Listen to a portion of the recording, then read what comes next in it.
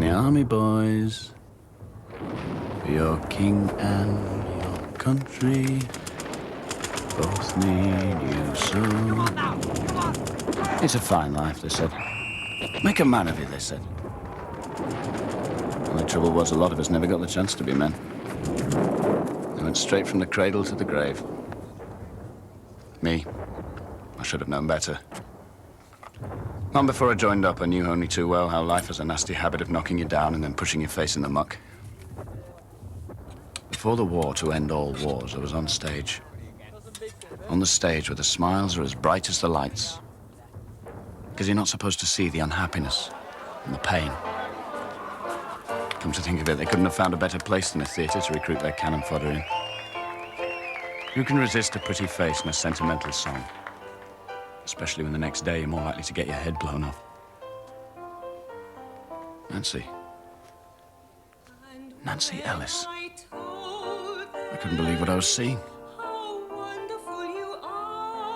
And she was in a shell-drunk barn dangerously close to the front line in France. Dear, lovely Nancy. Girl and ghost in just about equal parts. The girl I'd loved forever. And the ghost had haunted me since she walked out of my life for all the wrong reasons.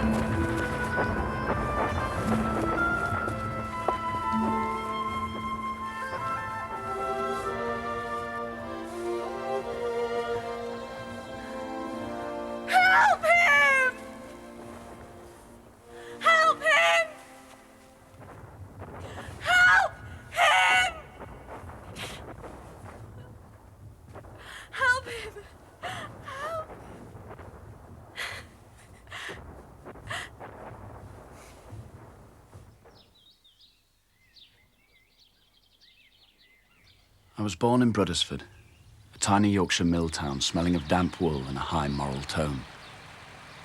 It was a pound to a penny I would live, work and die there, in spite of my dreams and ambitions. But on the day of my mother's funeral, her brother drove out of the moorland mists to change all that. Uncle Nick was as unlike the rest of the family as wine and water. He was a magician, touring the variety halls with his Indian magician act.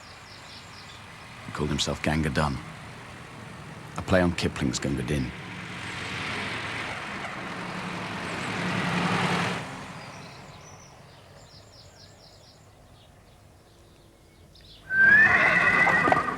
Though he was born a Yorkshireman, he looked as exotic and mysterious as his act, sometimes almost sinister, as if he had become Gunga Dun.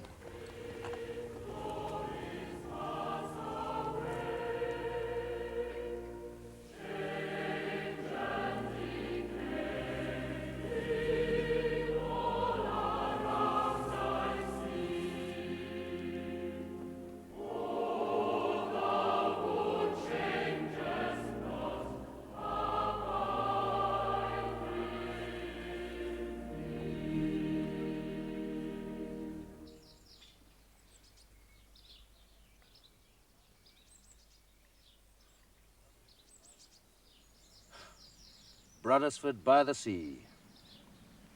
It's a long way from the sea. It's a long way from any bloody where, lad. Let's get to the point. How do you stand now that both your mother and father are dead? Well, working. Pen pushing. I get 22 and 6 a week. Do you like being a clerk? I want to be a painter. I was going to go to the art school, but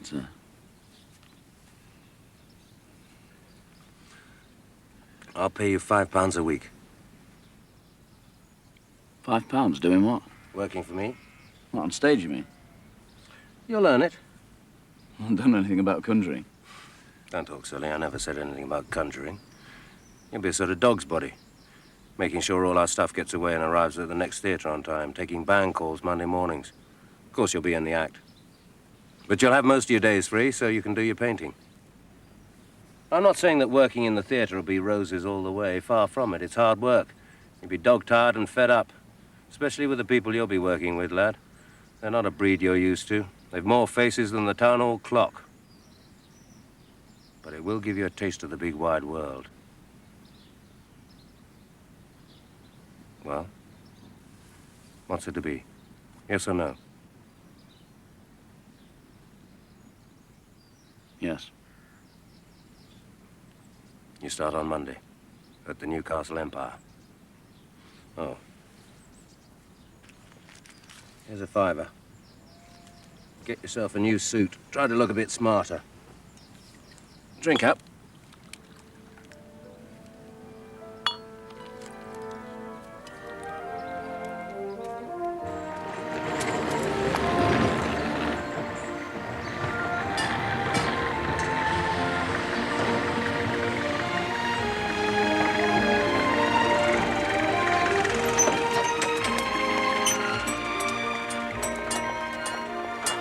Newcastle was chilly and miserable the morning I reported for work.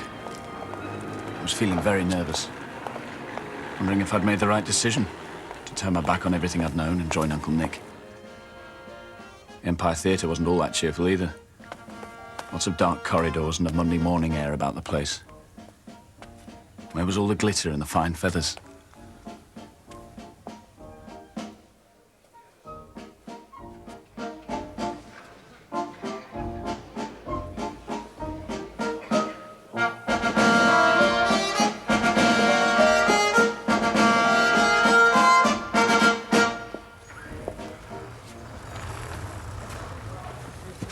Herncastle? Yes. My name's Mr. Hislop. Oh, I've been looking for you. Band call started. Well, you won't find your Uncle Nick here. Hates conductors. Well, he hates everybody. How do you get on with him? Well, seems fine to me. Next, please. Gunga Dun. That's us. Morning, Mr. Broadbent. Morning. Morning, gentlemen. Morning. Compliments of Mr. Allington. When is your act going to get some new band parts? It's like trying to read flypaper down here. All right, I'll tell the boss. Or he will. Oh, all right, all right. Let's get on with it. Same opening, same business. First 8 bars, gentlemen.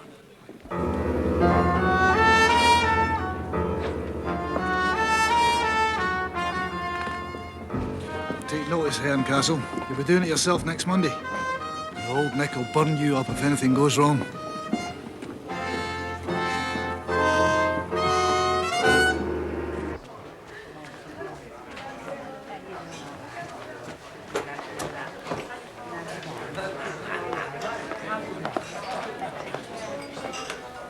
Oh, Richard, lad, here you are. Bank all go all right? Quite well, I think, yes. Mr. Sam Hayes, his son Ben, and Miss Sissy Mapes. My nephew, Richard Herncastle. Don't think we're just drinking, lad, we're working. I have an idea for a new effect. I want you to watch the first house from out front tonight. God help you. Monday's first house consists of deadheads who get free passes for exhibiting bills.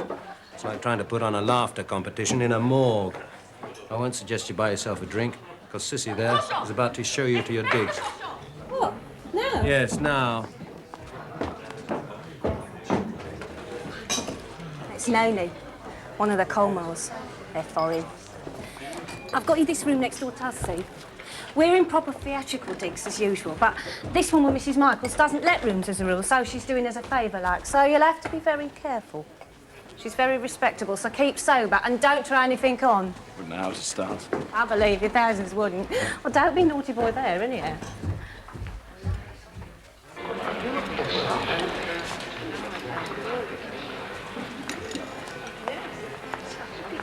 You must know Nick's wife, and being your uncle. What's she like?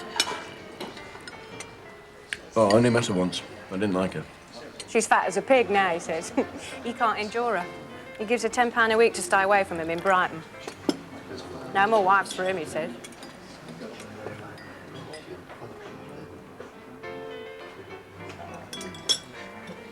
If he saw me eating like this, he'd throw me across the room. If I stop putting on weight, I'll be out the act. It's getting down into that pedestal. No, it's already much harder than it used to be. For God's sake, don't tell him, Richard. Promise you won't tell him anything I say. Solemn promise. I promise.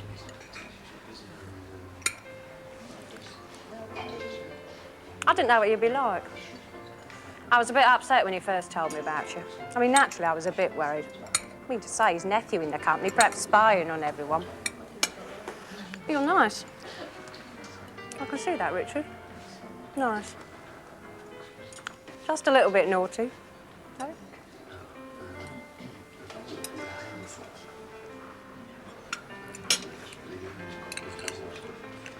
You afraid of Nick? Sometimes. Oh, yeah. Or some days, like today, he'll treat me like dirt, and the next day take me out in his motor and be ever so nice. Oh. He's the strangest man I've ever had anything to do with. I've known some peculiar ones in my time. I never know where I am with them. Now, mind you, Dick, I'm not grumbling. Don't think now. I know I've been lucky. I'm not clever, I'm stupid. And my looks aren't so grand, and I'm no Venus who's it. Now, where I'm lucky is having such small bones. My wrists, see? And other places not on view. I'm just what he needs for the act. He picked me out of a panto chorus in Brixton. £2.10 a week, 2 shows a day. God. Well, he used to cry, sheer bloody weariness. To say nothing of scene shifters trying to get you in a corner, mooning about with big sweaty hands. I'm lucky to be out of that. But I'm no common little tot, as some have said. Who said that? Harry Barrett, for one. He was drunk. Look, I never told Nick, so please don't let on. Of course. Hey, look at the time, I've got to get ready. Miss! Miss! Well, bye-bye till tonight. Hope you enjoy it. Be good now. If you can't be good, be careful. Sissy might have been a bit of a flirt, but she wasn't a tart. At least she wasn't my idea of one. I liked her in a chummy, protective way. Who did Harry Burrard think he was, criticising her?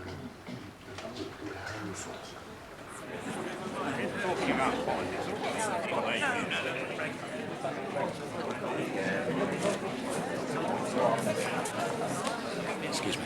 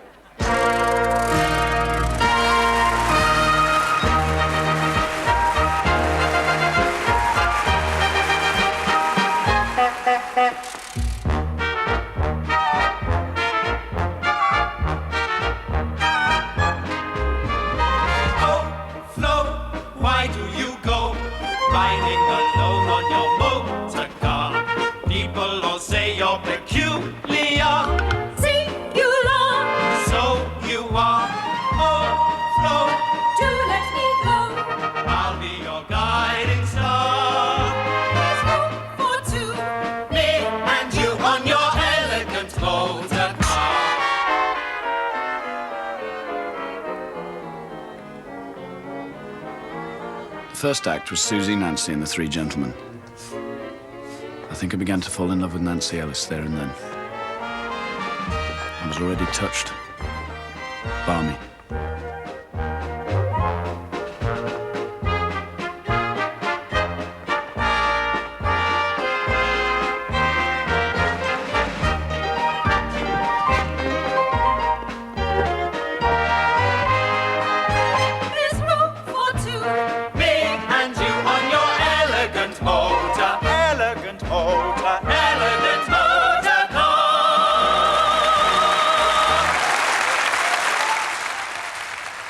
Long after her act had finished, I was still in a daze thinking about Nancy. In fact, I don't remember much about the next act, the Flying Colmars.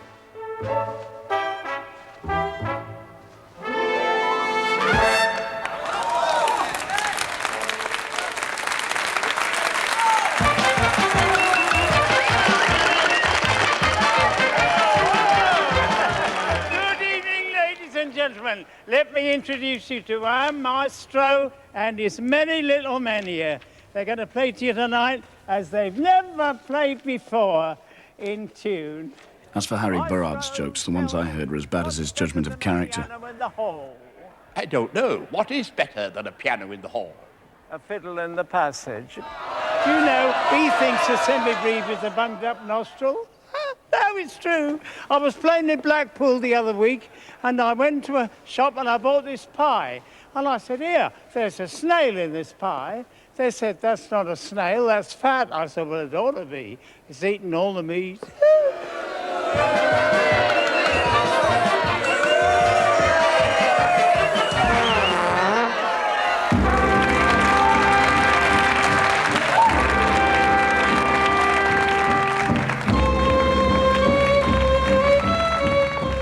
Was Uncle Nick, a master showman at ease in his own element. He was the personification of the Indian prince, majestically performing the astonishing and the impossible.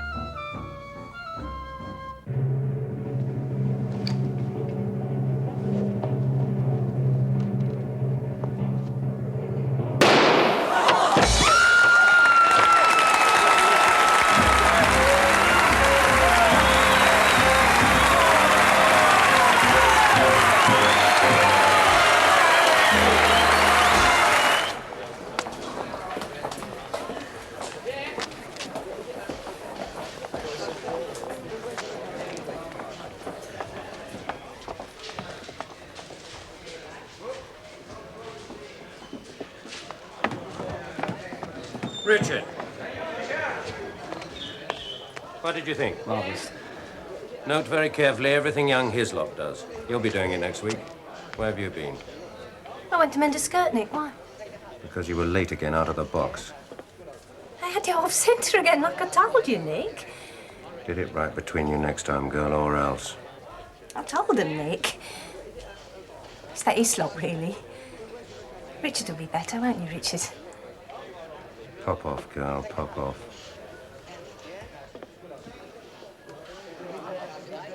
She has to be out of that box long before that trick lid is closed. It's watching the lid close that deceives them. Deceived you, didn't it? Well, Sissy more or less explained that. Why the devil can't she keep her big mouth shut? She go gassing and blabbing around till my act's not worth tuppence.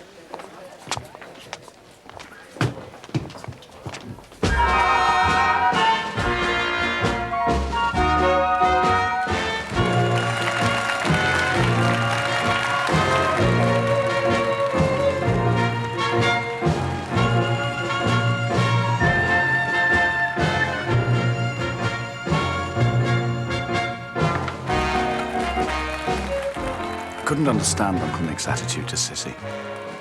As far as I could see, she contributed her fair share to the act. She was very graceful, and she glowed in her costume like somebody had polished her.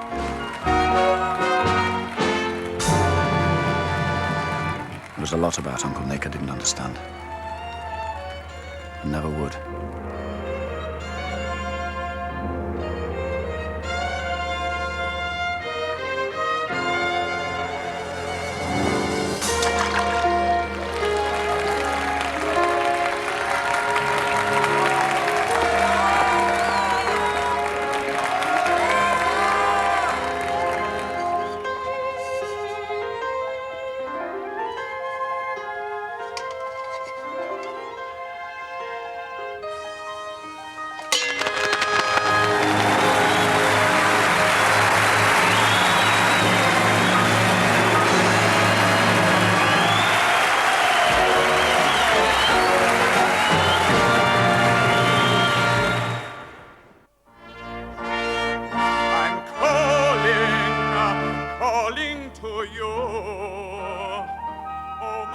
One of my favourite acts was Riccardo, the Italian juggler.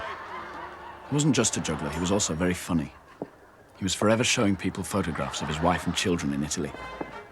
Though his mind wasn't always on his family, not by a long chalk. At the top of the bill was a very different kettle of fish altogether. You're one of the nuts.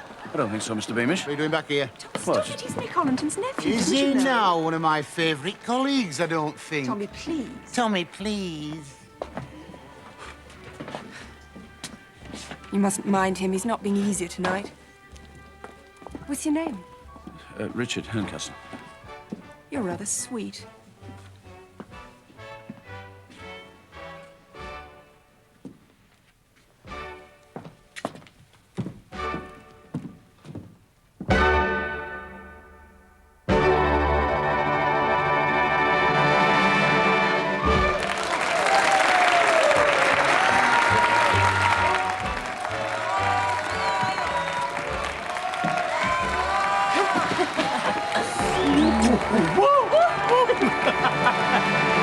She's done it to us all, chum. What? Ignore it, that's the best. Here, hold on.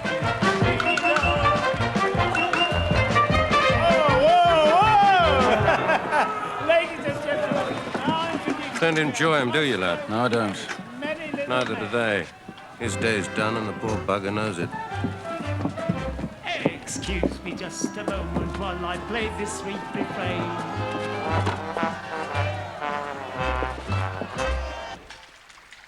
I showed that Hislop right from the start I wasn't having any. Know what I mean? Sam and Bean are all right. But you have to watch Barney. He isn't reliable. Especially after a few drinks.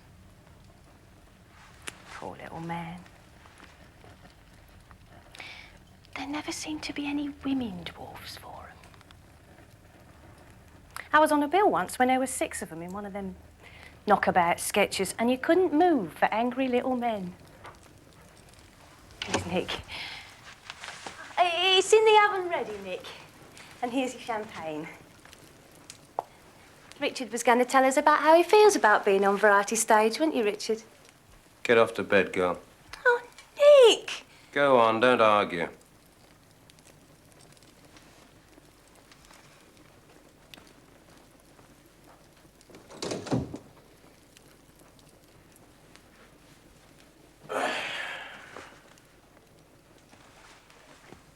Poor little sissy. Brutal old Nick. You did seem a bit hard on her. She's got the best job she'll ever have. And I don't keep her on because of what she lets me have upstairs. The point is, Richard, she's actually got very small bones. So she can squeeze into half the space the audience thinks she needs. If she couldn't, she'd be out of the act sharp. And she wouldn't be staying on upstairs, neither. But I warn you, lad, when I want my greens, I don't fancy another fellow's leavings. You don't need to tell me that I'm not interested. You will be. She hasn't got to work on you yet. You're thinking I'm a hard man, aren't you? Well, I am. It wasn't easy getting to where I am. There were years of bread and tea and marge in a Clapham basement. I'm wearing out my britches arse at the agents. And that's not all. Touring in variety turns a man into a poached egg. And the women are ready to do the poaching. They're born softeners and entanglers. You have to be short and brutal with them. Couldn't you be missing something? You're just out of the egg, lad. You have to use your intelligence and look after yourself in this life. Trouble with a man like me, not easily taken in, able to see through people, is that he soon gets bored. That's why I'm glad you've joined me, Richard. I can talk to you. Last year, I played a couple of weeks at the London Coliseum.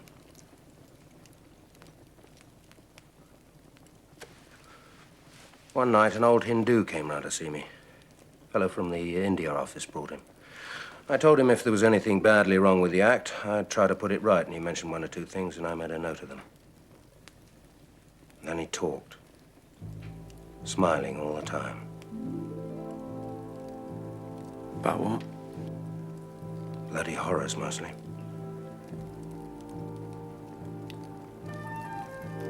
I'm not easily frightened, but he gave me the cold shivers. Fire, fury, and bloody murder everywhere. And he talked about it all as if he was a kid at a magic lantern show.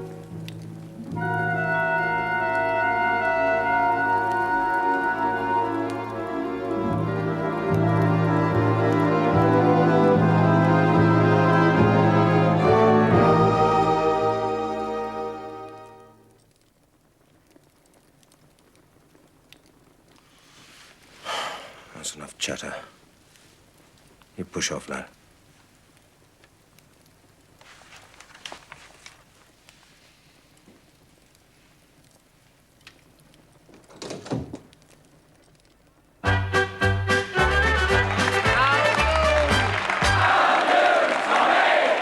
Thomas! Mr. Beamish Thomas!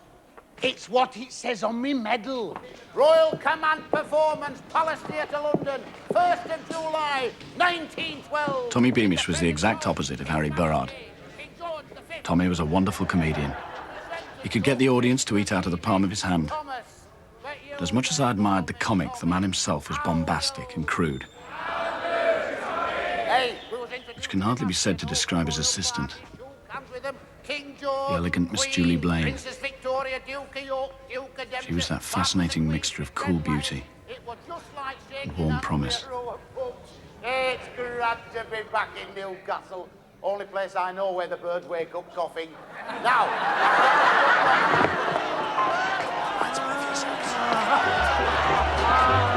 You do amuse me so. Get off. Thought she was my daughter, son. We were married, you know, some years ago. La la la la la.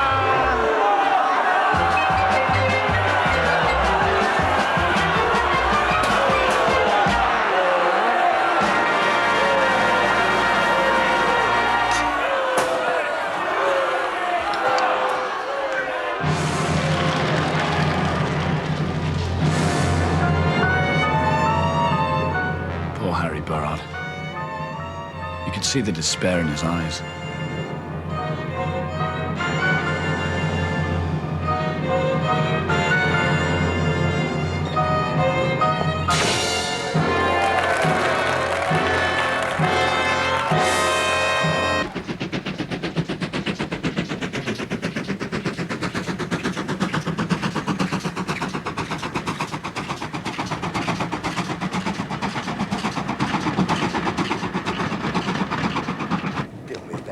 Sunday was travelling day, the day we moved on to the next empire.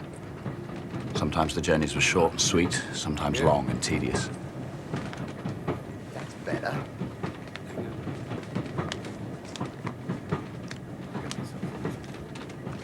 A lot better.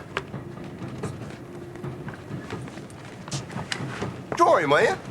Yes. What are you drawing then? You three? Hear that, Sam? Hear that, Ben? We're going to be in a picture. How did you feel in that Indian costume? All right, idiot, when I took over. Better by Saturday night. You look fine. You were better than young Islam. He were always flop-flop. You were careful. We weren't sure about you at first, being the boss's nephew. Wasn't sure myself. Me, Richard Herncastle, dressed up like an Indian. My pals at the mill in Bruddersford would have bust their braces.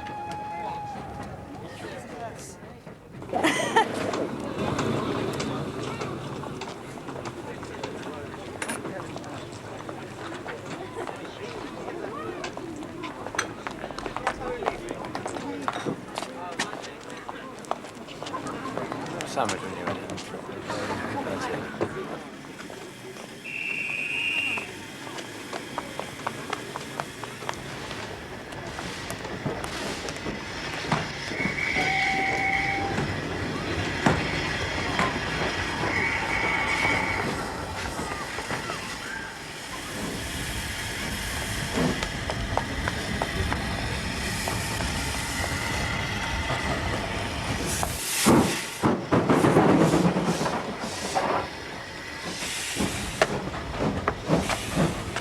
Oh, thanks, Colin.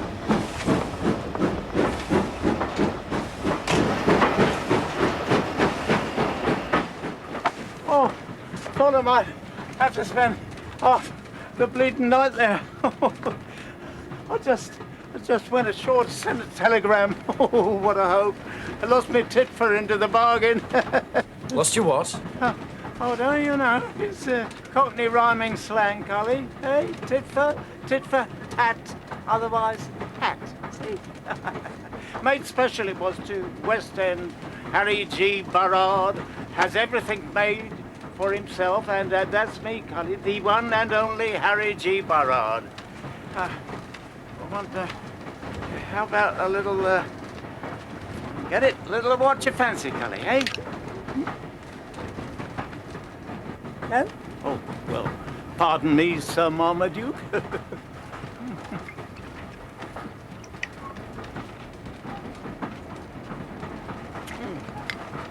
Seen you before somewhere, Cully, haven't I? Newcastle Empire. I've joined my uncle, Nick Ollinton. Oh, yeah. He's a pal, that one bugger, I don't think. Told me to my face he didn't want me on the same bill with him. And he was going to tell the front office he was. Did he? He's never said anything to me. Can't blame you if he's your uncle, can I? I've had uncles I wouldn't be seen dead with. One sod got 15 years. How'd you like being in variety, eh? It's all right so far. All right. Oh, don't make me laugh. I've had 30 years of it. Now I don't recognise it. Don't know where the hell I am. It's another bleeding world, Colin. I'm shouting my head off to a lot of strangers nowadays. Old days, I'd be on the bill with Dan Leno, Albert Chevalier, Mari Lloyd, and Lottie Collins. There just aren't women like that anymore. They'd arrest them on sight in Brum now. I see things you've never heard of, Colin. What, for instance? Sending people all the time now. That's why everything's going wrong. I noticed one last night in the front row, big black moustache, one telemeter glass. Listen. There's one on this train. He knows I've spotted him. They don't like that, of course. They sent in a report. Harry Burrard. Here again. Wire instructions. They pass the word on wherever we're going. Give Burrard the bird. Well, the public won't stand for it, of course, but give them time, and it'll work there too. And then where am I, eh? Where am I? Finished, Colin. I wouldn't even get a license to run a boozer. When we get to Edinburgh, you keep close to me, and I'll show you the guy that gets off this train as he gets off. Just a nudge, you know, nothing over me, and you see. Okay? It's your...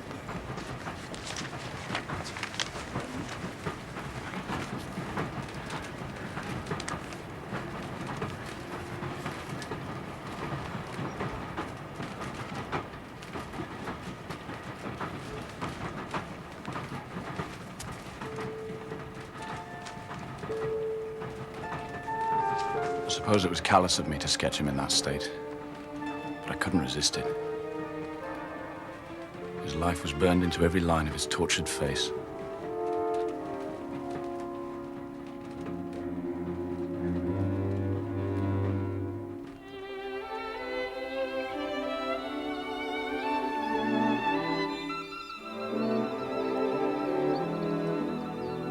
I had rather different subjects to sketch at our next stop. Stately, handsome Edinburgh. It was the first beautiful city I'd ever seen. The weather was raw, but the pale sunlight was brushing the stone with brilliant gold. But there was no escaping Monday. Monday morning and the dreaded band call.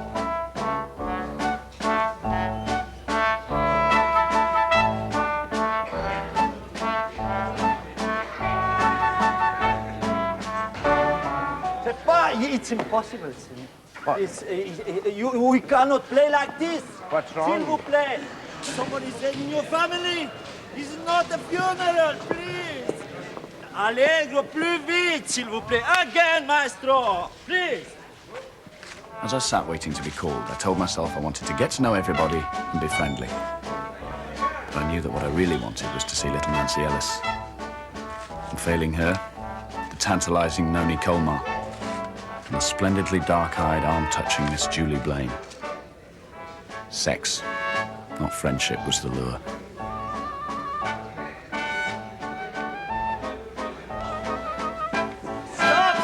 Stop! It's impossible! Tempo! Tempo! Yes, tempo, valse! The Colmars were not French for nothing. And neither, of course, was the tantalizing Noni. My uncle, he's always angry with the orchestra. My uncle won't even come and talk to the conductors. Your uncle? Collinson. Gang done. Oh. I'm joining his act. You're not afraid of him? Afraid, no? Well, so many. They are very afraid. Not just because he's angry, but because they think he has special power. Magic power. What do you think, huh? I'd so like you to tell me what you think sometime, please.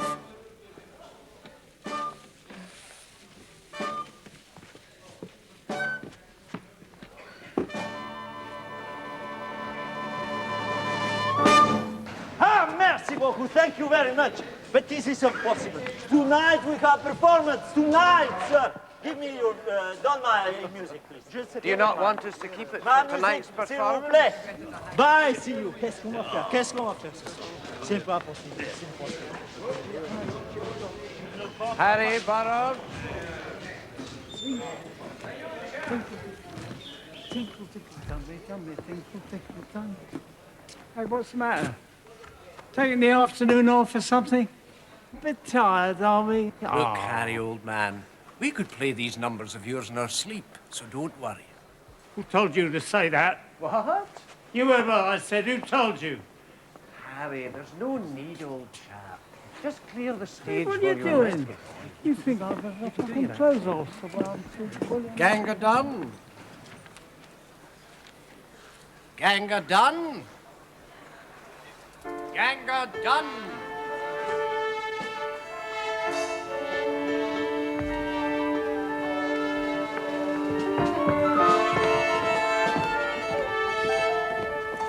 Morning, lad. I don't think we've had the pleasure before, have we? No, I'm new. New, eh? Well, you'll soon get the hang of it. Where would you like to go from? Opening number. Right, gentlemen. Figure 1 and...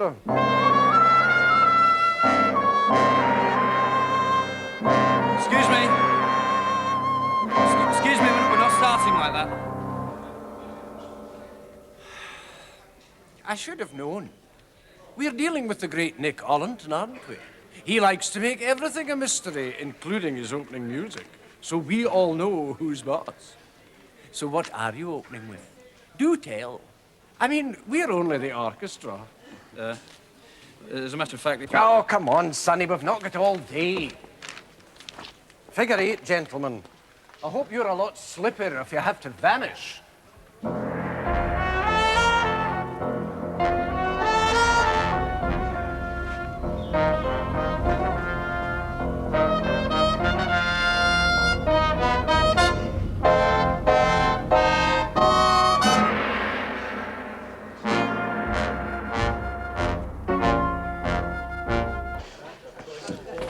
See if they're in for me too, Nancy.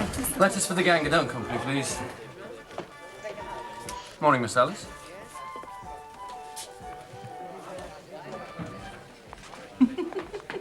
What have you done to her? That's what I'm wondering, Miss Blaine. She snubbed me the other night, but I thought I'd try again. 8, please, Albert, and any letters. So were you about to run away and hide your blushes, poor boy? Well, you could carry that up to my dressing room for me instead. Thank you.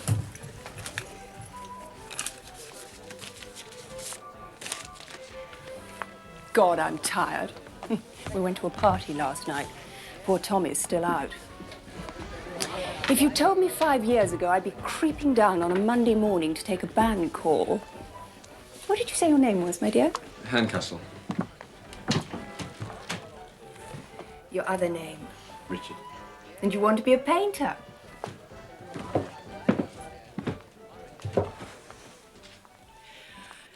My, they haven't improved this place since I was last here. Fresh air for a start.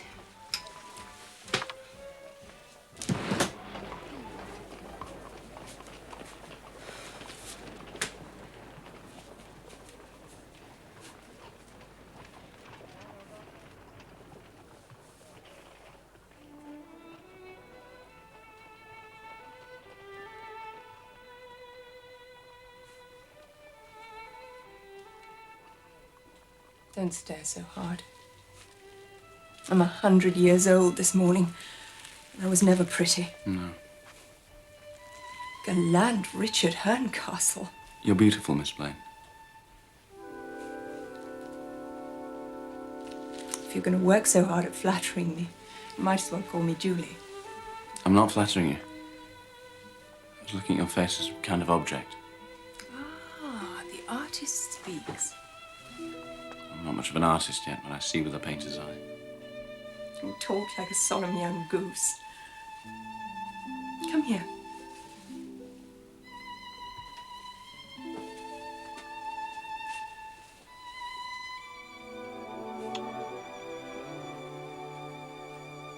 Thank you. Well, we'd better go down, I suppose. The band hasn't much to do for us. There aren't many cues, but Tommy insists on exactly the right tempo for his entrance. Really, he ought to be here to see to it himself. Shall we go then, Richard? You also happen to have a beautiful voice, Miss Blaine. At it again, are you? Well, I do think I have a nice voice, but there isn't much happen about it. Training and hard work, Richard, dear. Now, about this girl, Nancy.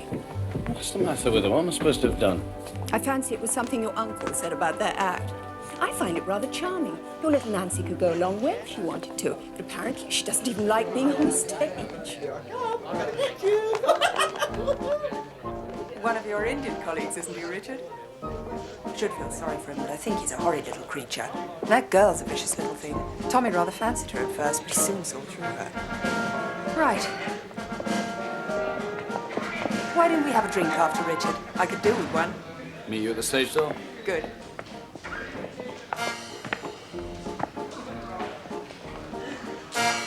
Now look here, Ollenton. What's all this about, then, eh? The name's Herncastle. Herncastle. You've been annoying my sister-in-law, Miss Ellis. Annoying her?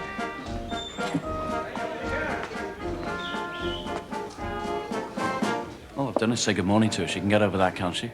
Well, she doesn't want to speak to you, so don't you speak to her. Push up. Do you want to punch her on the nose? Try it and see.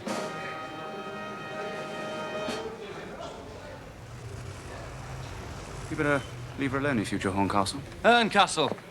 Might as well get it right before you call in the police. Quiet! Morning, Mr. Andrews. Good morning, my dear. How are you? I'm very well, thank you. Morning, gentlemen. Right, gentlemen. 2 bars in. 1, 2, 2, 2.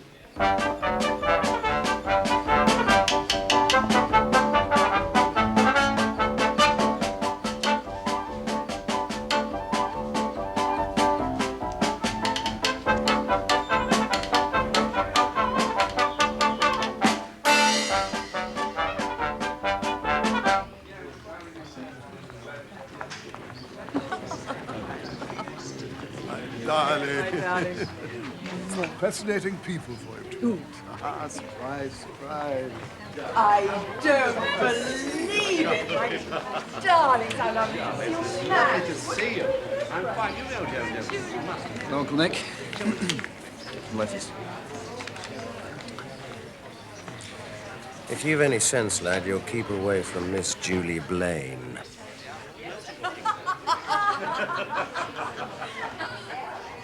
Look at them. Like a lot of powdered apes. They aren't anything till someone tells them what to do or say. Nick's quite right. Richard will believe me or he won't. I don't think a testimonial from you will make any difference, but I'm warning you, lad. Keep away from that woman Blaine. She seems quite sensible and friendly to me. Now what's she up to?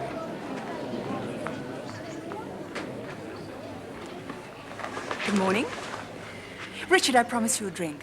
I'm with some old friends, so would you forgive me? Yes, of course, Julie.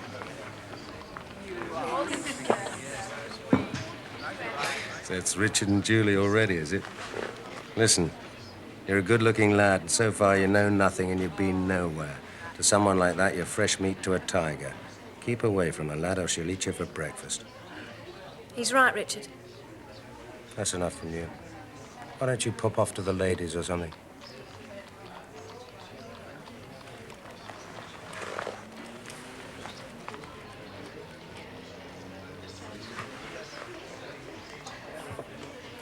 Have you ever noticed how girls like Sissy, and above all tarts, always go for a pee trying to look like duchesses?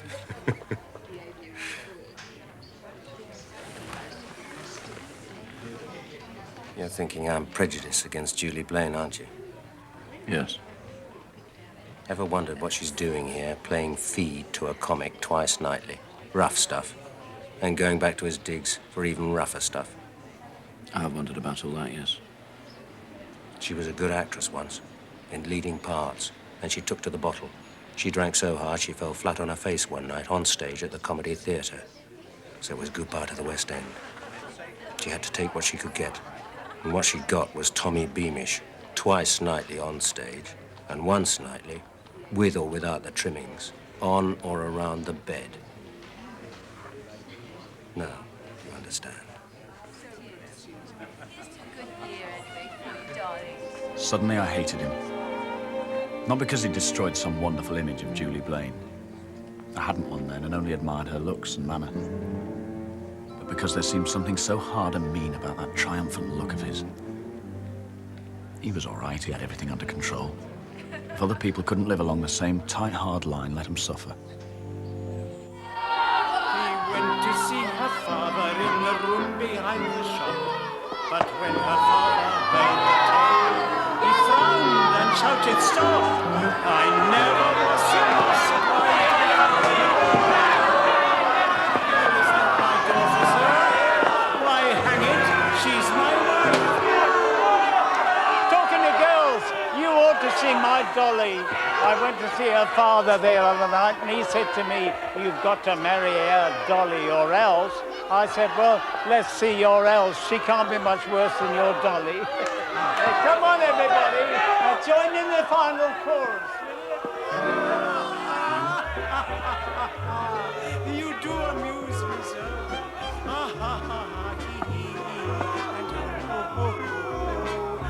Thought she was my daughter, sir. What a funny man you are. We were married, you know, some years ago. Tra-la-la-la-la.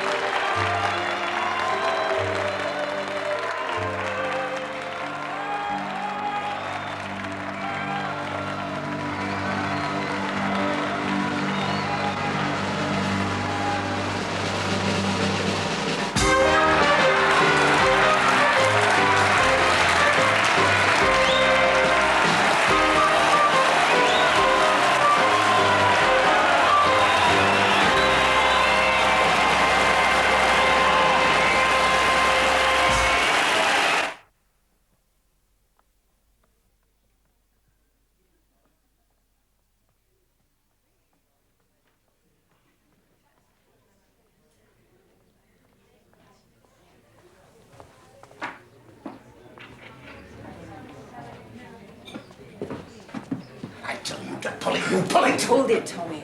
Did not. And now it caught me. I will not drop it. You don't pull it. The pair of you, I'll start pushing. I thought you took a band call this morning. Large whiskey, Arthur, and one for Madam.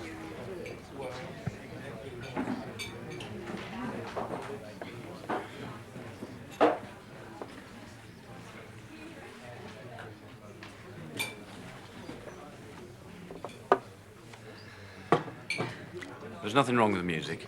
Perhaps you weren't listening. No, I listen, Uncle. I'm more interested in music than you. It's time we had some better band parts and new music. You've only been on the job 5 minutes. Less your bloody cheek.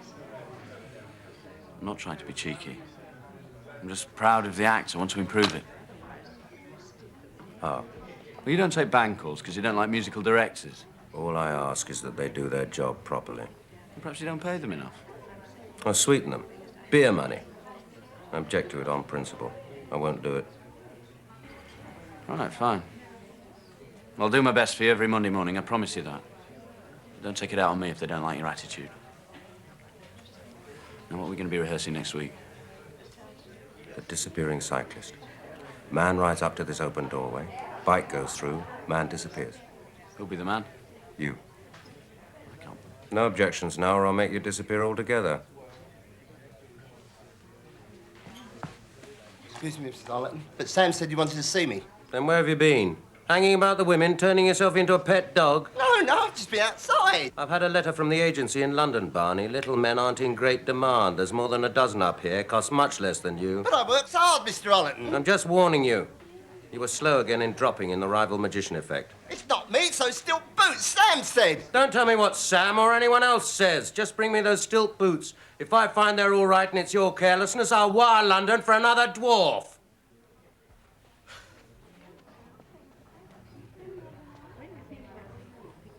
Don't ever be soft with him, lad, because you feel sorry for him. He'll take advantage of it sharp. He hates us for being normal-sized. The only thing he likes is those thickheads out front. Those plankheads who come pouring into the variety theatres to be flattered, to boo and clap, or walk out in protest and forget the bloody mess they live in outside. Everything in the papers they can't do anything about. High-class women being forcibly fed just because they want the vote. Strikes, lockouts, butchery in Ireland. Germany looking uglier and uglier. Filth everywhere. The golden age is gone, lad. We're slithering into a bog, slithering fast. No one's stopping us.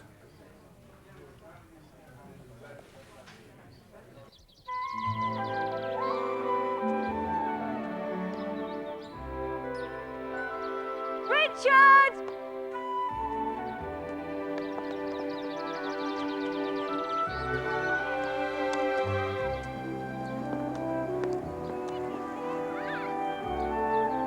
There's something I want to say to you. Go on. You needn't sound like that. I just don't want to be snubbed again. I can't be snubbing you if I've just come up to talk to you.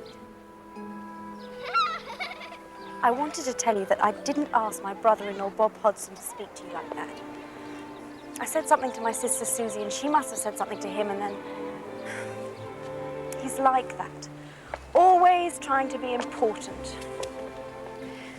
But I expect Miss Blaine told you that. She's interested in you, isn't she? Doubt it. Susie and Bob are always telling me to keep away from her. They don't like her. I don't like anyone. That's the limit from you. What? What about your frightful uncle?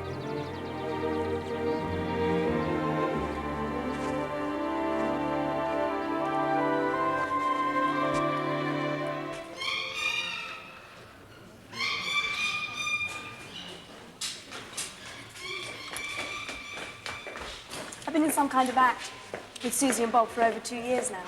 But they don't like variety. They're very ambitious. Have you seen the act from out front? It's very good. Susie's scrumptious. She's all right. You're the one. Silly. I wasn't trying to flatter you. You carry the act. I thought you were wonderful. Don't look at me in that daft way. I was just wondering which is the real you. On stage, or... Oh, this is the real me. That's not me capering and larking about, showing my legs and being saucy. You know, I must be at least 2 years older than you. What's that got to do with being so daft? Well, what have you got to be so serious about? Oh, what have you?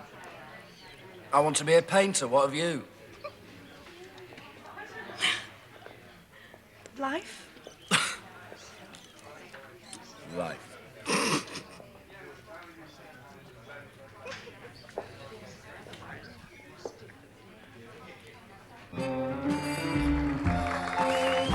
On a summer afternoon, where the honeysuckles bloom, when all nature seemed at rest, 'neath a little rustic bar, mid the perfume of the flower, a maid sat with one she loved the best. As they sang the songs of love, from the arbor just above came a bee which lit upon the vine. As it sipped the honey-dew, they both vowed they would be true. Then he whispered to her words she thought divine. You are my honey, honeysuckle. I am the bee. Buzz, buzz, buzz, buzz. I'd like to sip the honey sweet from those red lips you see. I love you dearly, dearly.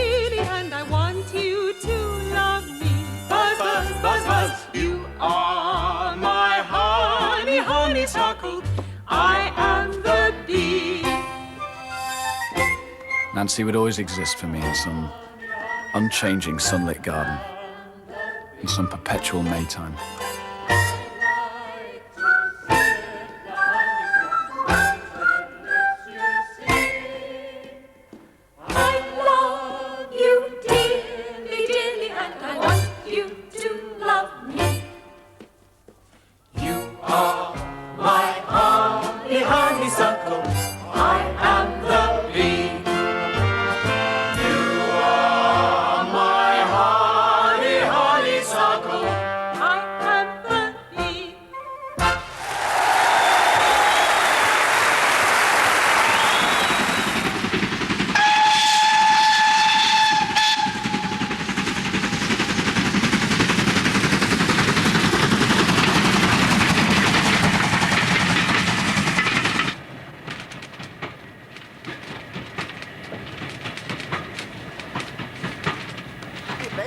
Sunday again, and another long journey.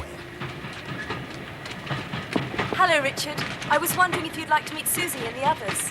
Yes, I would, thank you. Come on, then.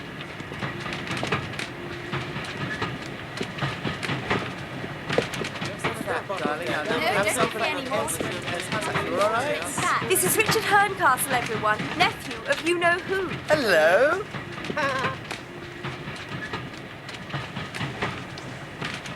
Nancy says you don't really want to be on the stage. Well, it's not my first choice, but, It's our life. The theatre's our blood. Every bit of it. Including the box office. Not funny. Certainly the box office. I'm a pro. One day I'll be in management. I mean the real theatre, not this variety nonsense. Twice nightly, dears. Just before or just after the fish and chips? We're all longing to get back. Even Nancy. I'm not longing for anything. I wish I was.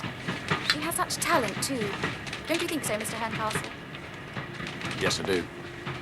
What I'd like to know is why your uncle is so bloody disagreeable. Now, Bob. But don't you think he is? Sometimes. He's not really interested in performing. He just likes working out new tricks and effects. He's not interested in people one way or the other. Does it run in the family? Stop flirting, Oh, look, dear. he's blushing. Don't be stupid. Mr. Herncastle, Mr. Herncastle, Nonny wants you. Nonny wants to see you. She's got a special message. Ah, push off. Not talking to you. I said push off. Mr. Herncastle? Yeah, in a minute or two. Okay. Like touring with a bloody circus. Well, you can't help He it. hasn't got two heads. Really?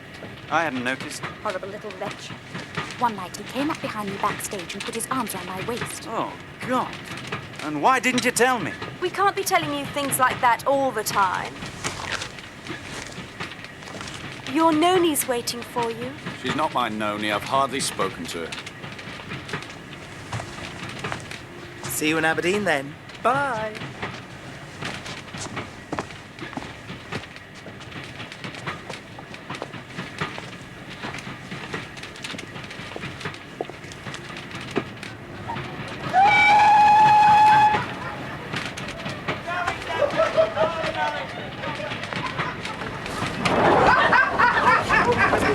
No, it's absolutely... Oh, no, it's the top. No, really and truly, it's absolutely true. Hey, there he is. Hey, Richard, come on in. It's a great... Obviously, Harry Barrard could still make somebody laugh. An unlikely audience though they were, they all seemed to be laughing their way to tears. I couldn't bear to stay. If you are ever in Italy, and Luca, come and see me. Huh? Ciao, signora. Arrivederci. It was a great relief to find someone as normal as Riccardo.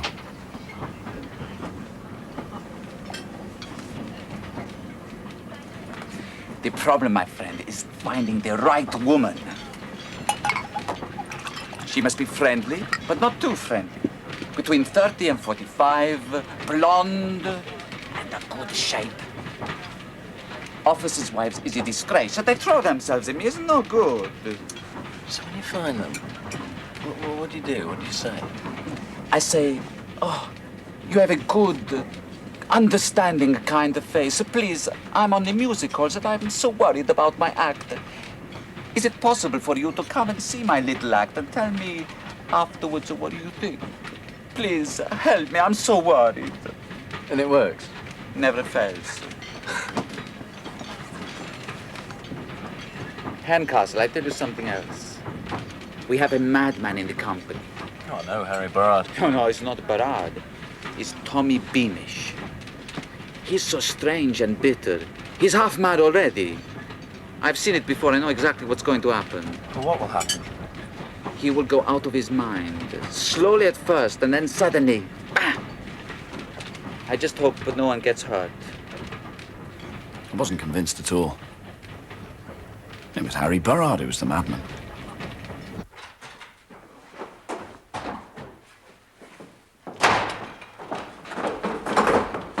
Where have you been? On the train, getting here. There's a man here called Sir Alec Inverurie. He's a big shareholder in 2 or 3 music hall syndicates. Telephoned to ask Beamish and me to supper tonight. So I want you to look after Sissy. What you do about Miss Blaine, I don't know. I don't suppose either of them's too happy about being left out. Well, you can lump it.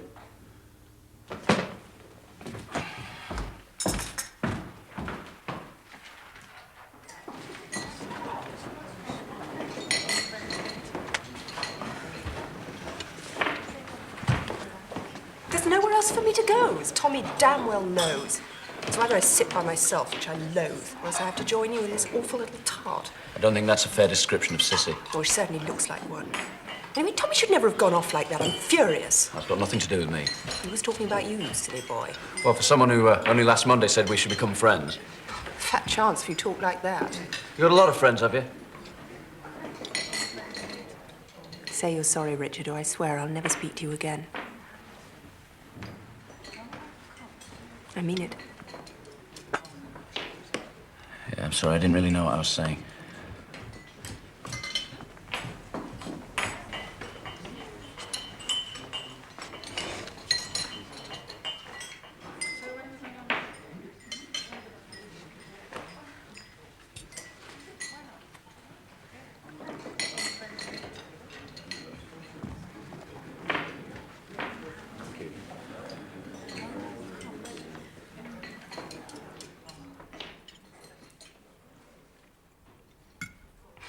To your dear little Nancy on the train, Richard.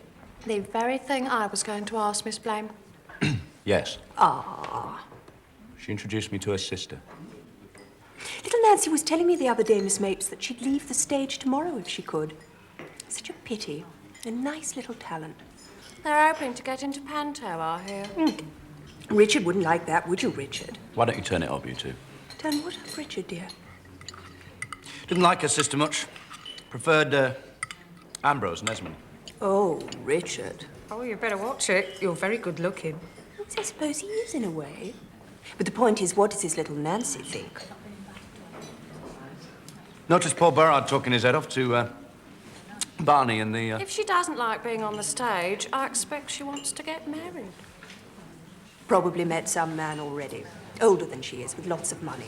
I'm going for a walk. Oh. Why don't you both go? I'm going to my bed to read. Has anyone got anything worth reading? No, I don't think so. I've got a pocket edition of Mason's at the Villa Rose. Oh, sounds just fine, Richard. Drop it into my room on your way out, will you?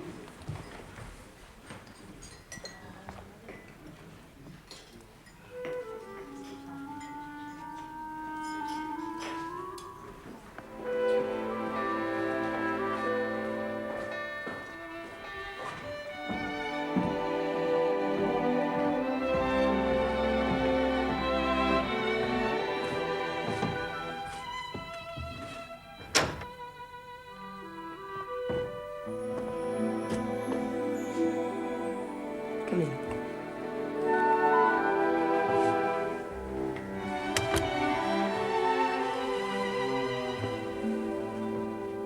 Come here.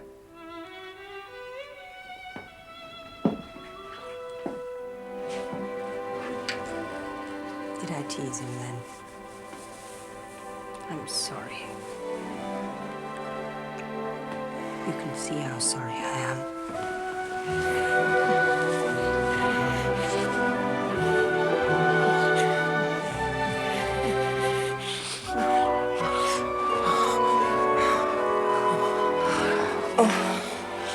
Oh, no. No. No, for Christ's sake, no. No, go, quickly, go.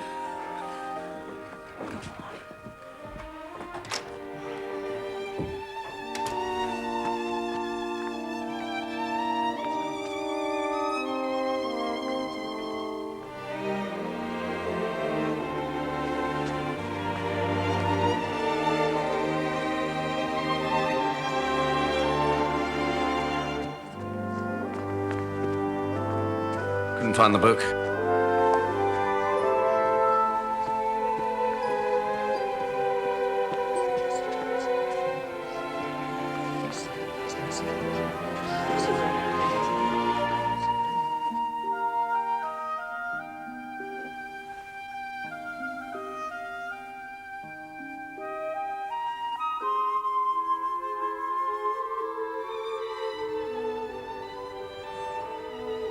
Well, I know you don't believe me, but I've seen it. I couldn't stop thinking about Julie Blaine. Sissy seemed to know exactly what had gone on in her room. I'm not stupid. Maybe the giveaway was the silly expression on my face. She's very attracted to you, you know. What? That Julie Blaine, she's very attracted to you. I doubt it. There are some things I do know about. If you have to think of women, think of Nancy Ellis. I'll tell you someone else who's fond of you. Your Uncle Nick. Oh, he doesn't show it. That's him, isn't it?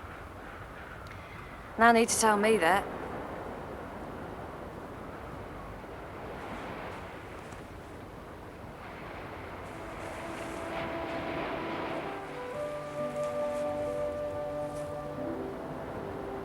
Do something for me, Richard. Hold me. Close. Nothing to do with making love, just be gentle and kind. Even if it's all pretending.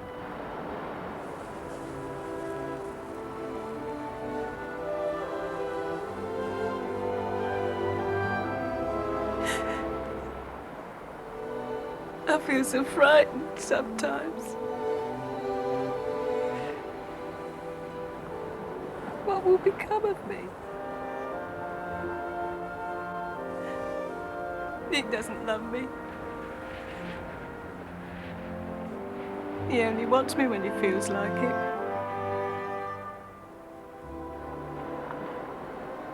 I love him. Not always. I can hate him sometimes.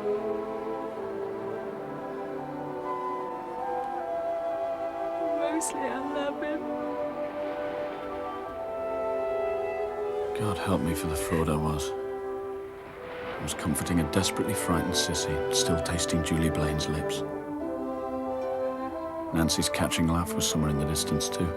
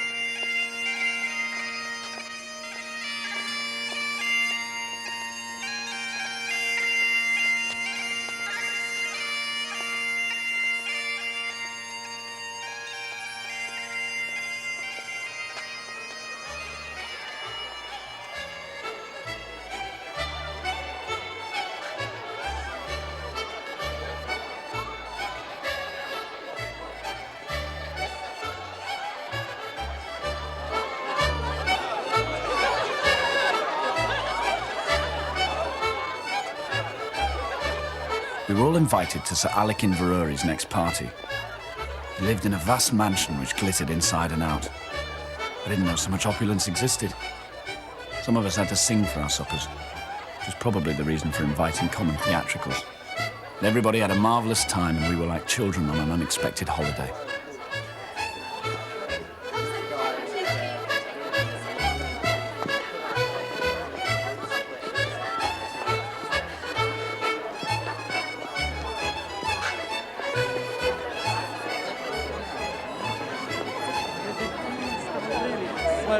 I'm with the music halls. I do a speciality act, and I'm very worried about my act.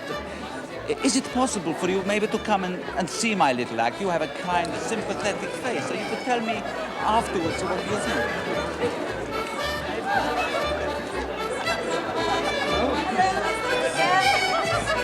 You've seen the act, haven't you? Yes, seen the act, all right. Well, I'm not hanging down, you know. I'm not a magician, you know that.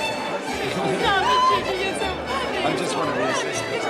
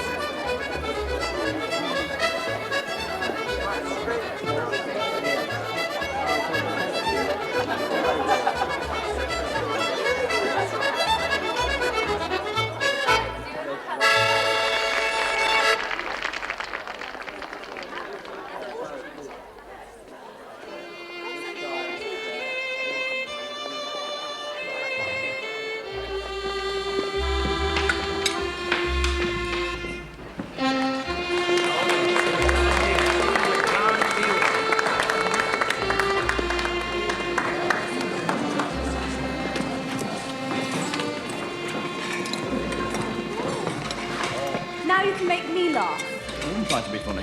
We're a couple of idiots. You know, I'm on stage, so must be a funny man. You know so little about girls, Richard.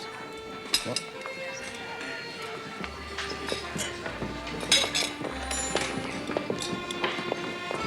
They were laughing like that because they wanted everyone in the room to think they were having a wonderful time with you, to make us all feel envious. You sure? What a baby you are. You shouldn't be allowed out. Where are you staying? Little hotel called the Fifer. It's like a funeral parlour. Oh, yes, she's staying there, isn't she? If you mean Miss Blaine, we haven't exchanged words since Sunday. You ought to be careful of that one, Richard. What do you mean? She's very attractive in her own way, I suppose. And she's hungry for someone or something. I don't know. I think she's a rather frightening person.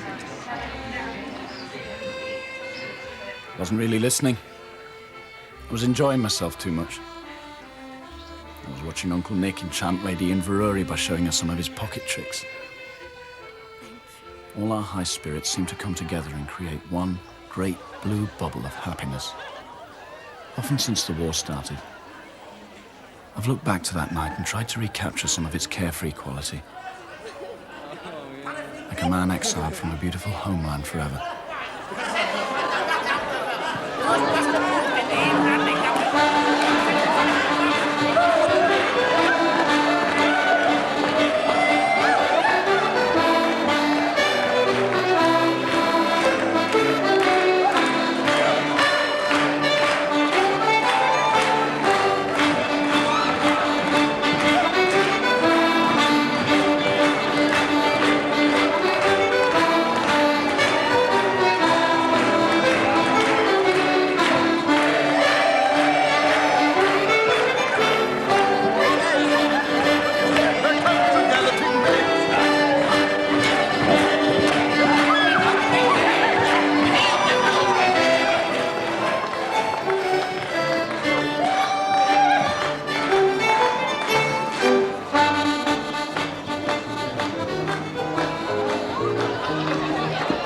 Gentlemen will make a riot and punch each other's heads at night. quite disposed to keep it quiet, provided that they make it right. but if they do not seem to see it, Or give to us our proper terms, we run them in, we run them in, we run them in, we run them in, we show them where the bottom down. We run them in, we run them in, we run them in, we run them in, we show them where the bottom down.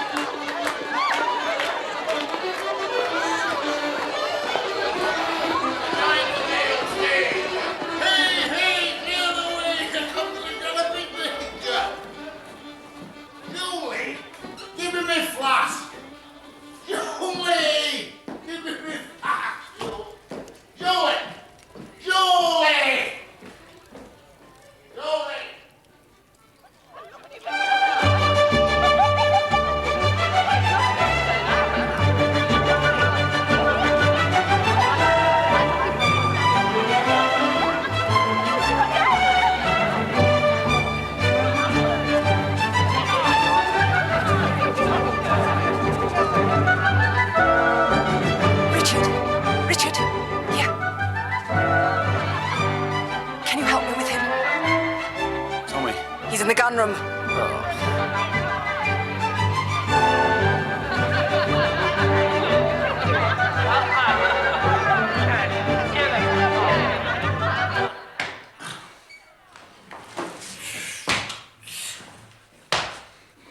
Private, you lot must have been going to tell the lick. I'm going to get myself the biggest art stand in the place.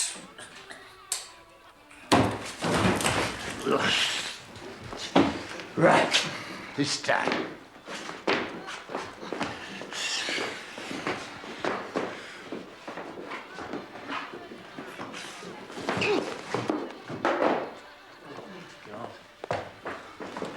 No, I'm going to bag myself a hat stand.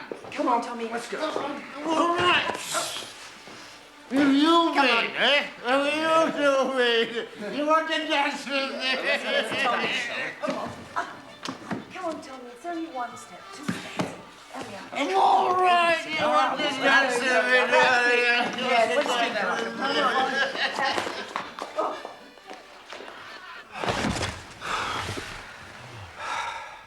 Would you like a drink? No, thanks. Well, I need one.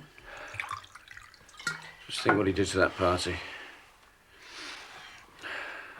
How happy he made everyone feel. Now this. And I get a lot of this.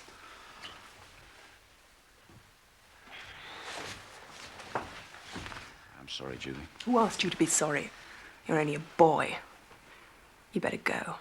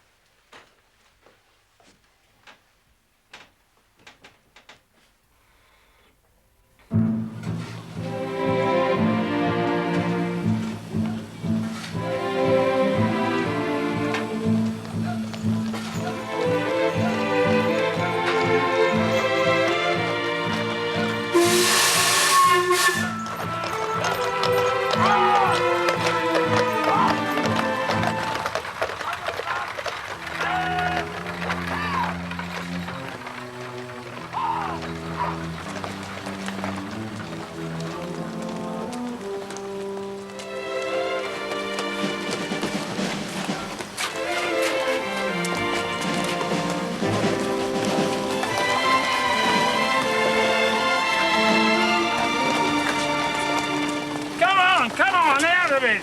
Shove off and get the hell out of it. Come on, out. Out, all of you. Can't talk for a foreign tart and a damn midget. Disgusting, that's what they are. The brains aren't there, Colin. Now you're different. Come on, you come in here. I want to show you something. Something very important. And I think it'll interest you, too. Come on.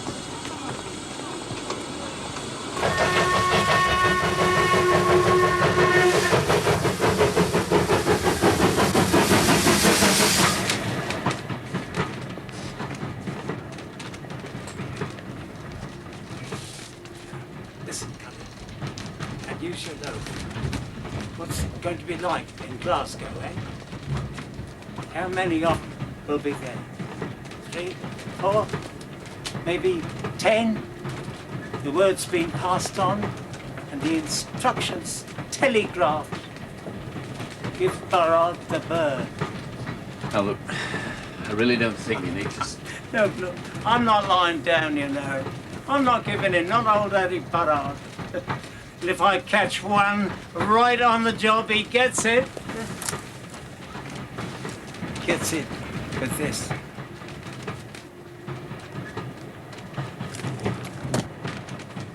I should have taken that gun off him there and then. But I didn't.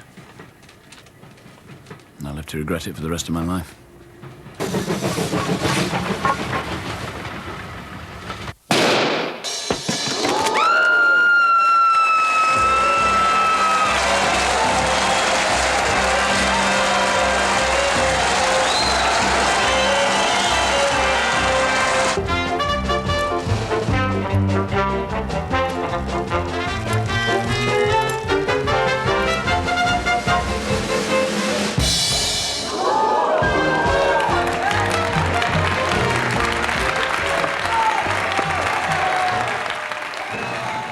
We introduced a new effect in Glasgow, the vanishing cyclist.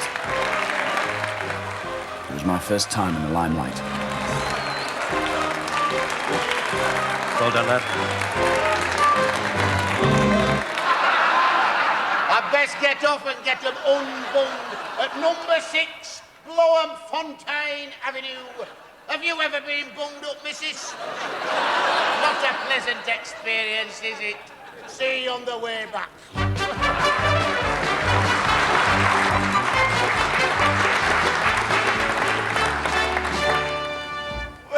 Where is that damned veterinary surgeon? He should have been here an hour ago. Damn doctors.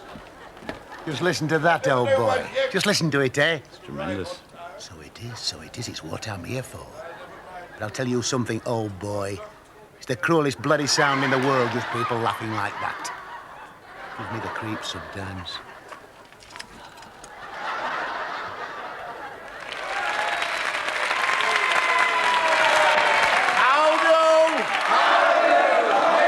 Do you know, I don't think there is a number 6 Bloemfontein Avenue. At last, number 6!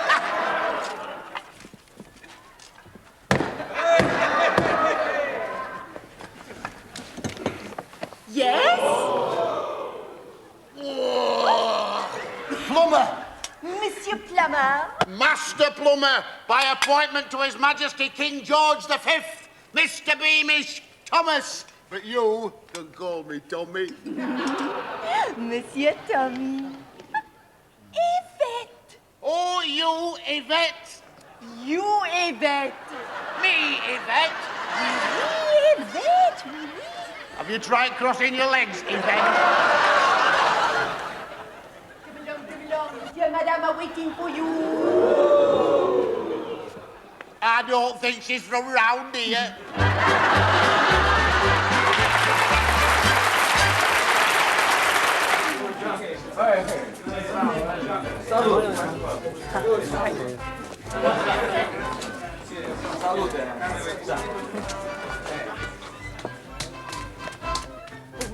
Richard, please wait.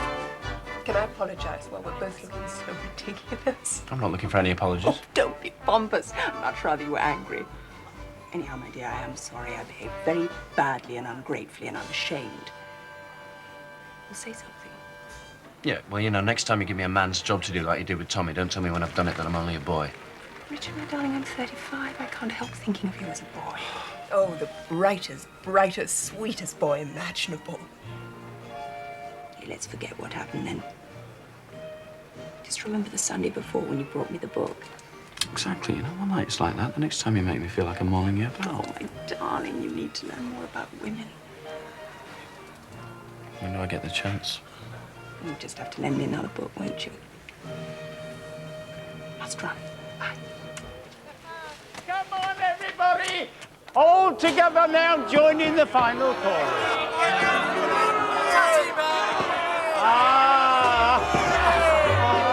You do amuse me so.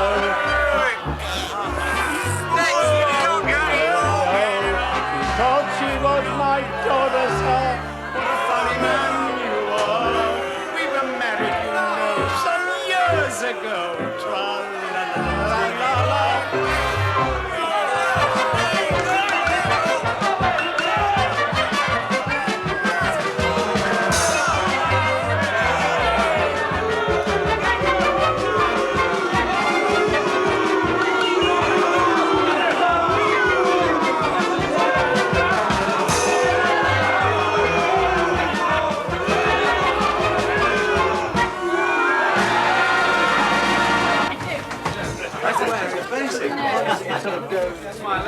Not your face, anybody!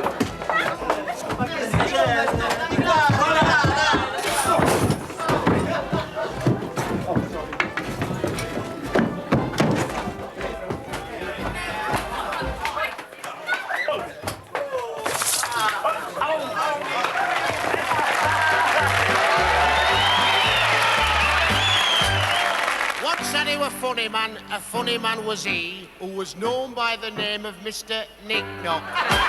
This old Nick-Knock was a funny man. Old Nick-Knock had a funny Mary Ann. His Mary Ann loved another old man. Tell you the man was, of course, easy gone. The man she loved was your humble, don't you see? Till one day, Nick-Knock, unexpectedly, came home and caught me there having tea with old Mrs. Nick-Knocker sitting on me. No, Richard, you mustn't. It isn't fair. I hate you. You're a beast. This girl doesn't think so.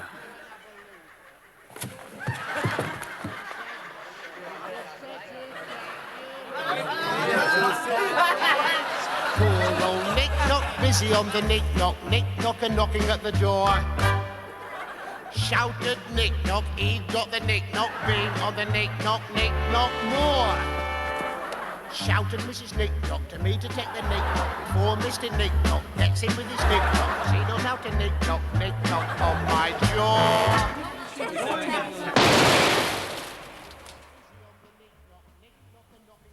Who dresses in there? Mr. Barrett.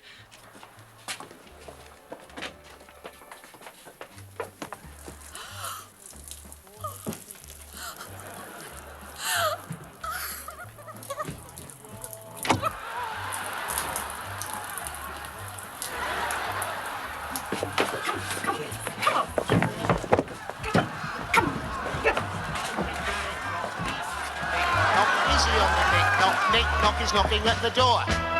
Poor old Nick-Knock, busy on the Nick-Knock, Nick-Knocker knocking at the door. Shouted Nick-Knock, he'd got the Nick-Knock, being on the Nick-Knock, Nick-Knock.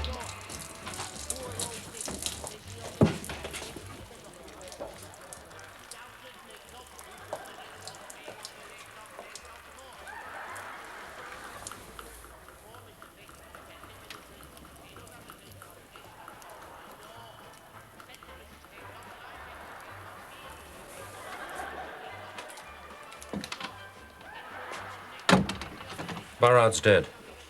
Richard, go and tell the stage manager. Richard, can I come with you?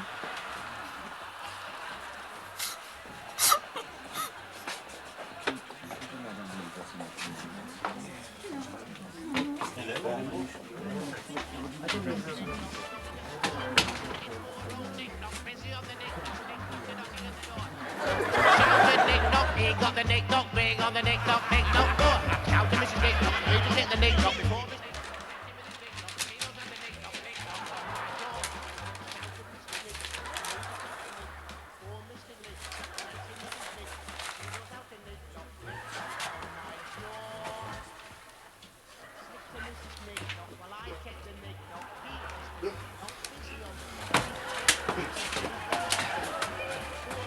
Right, inside you go. Right, folks.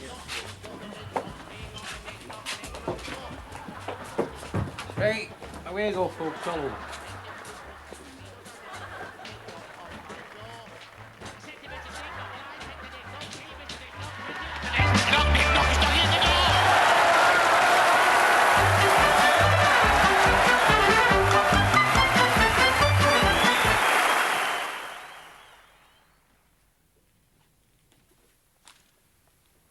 Nancy.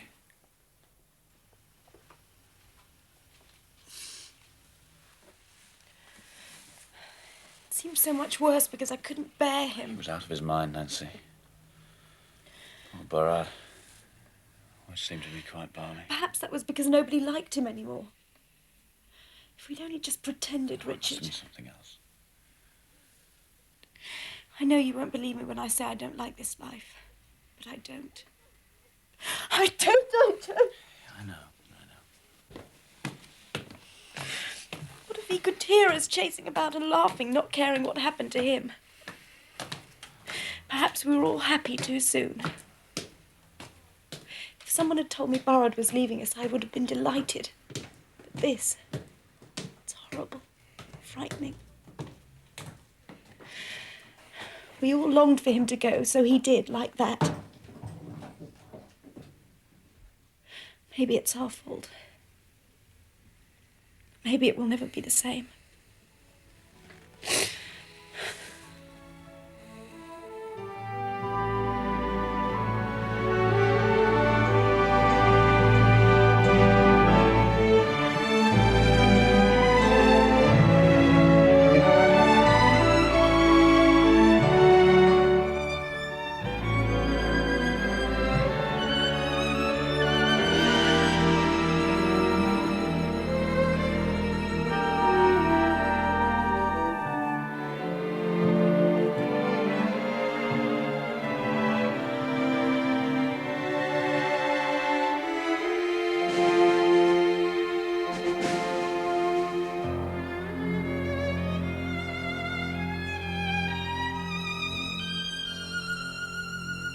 Thank you.